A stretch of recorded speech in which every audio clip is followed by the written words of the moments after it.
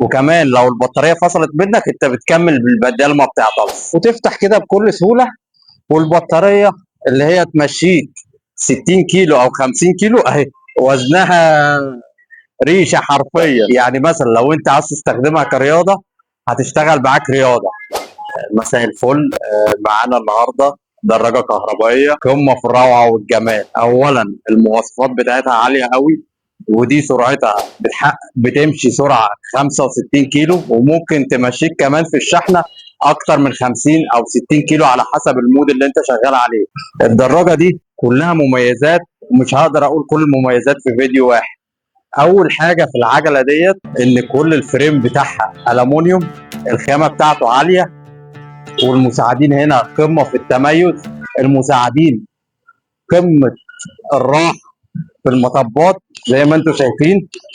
هتاخد المطب مش هتحس بيه تقريبا. والحاجه الجميله اللي مش هتشوفها في اي عجله تاني، ان احلى ميزه فيها ان انت تقدر تاخد البطاريه تشحنها في البيت. يعني ممكن تسيب العجله في الجراج وتفتح كده بكل سهوله، والبطاريه اللي هي تمشيك 60 كيلو او 50 كيلو اهي، وزنها ريشه حرفيا. وكمان ممكن ترجعها تاني بكل سهوله.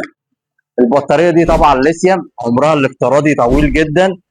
الموتور معانا اللي هو موتور قوي بيمشيك سرعه تقريبا 65 او 55 كيلو بالوزن. تاني حاجه في العجله دي اللي مخليها متميزه ان الكرسي بتاعها مريح. كمان العجله دي ممتازه فيها ميزه غير السكوتر. يعني مثلا لو انت عايز تستخدمها كرياضه هتشتغل معاك رياضه، عاوزه تستخدمها كسكوتر هتشتغل معاك سكوتر. وكمان لو البطاريه فصلت منك انت بتكمل بالبدال ما بتعطلش.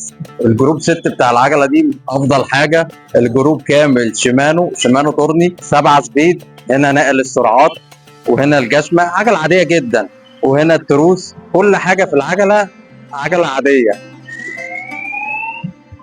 الكاوتش بتاعها 26400. العجله عاليه بحجم ال 29. الكاوتش ده بقى انت بقى ما بيأثرش معاك حاجه. مطبات مش هتحوق معاك، لو هتمشي على رمله البحر مش هتغرز ولا حاجه.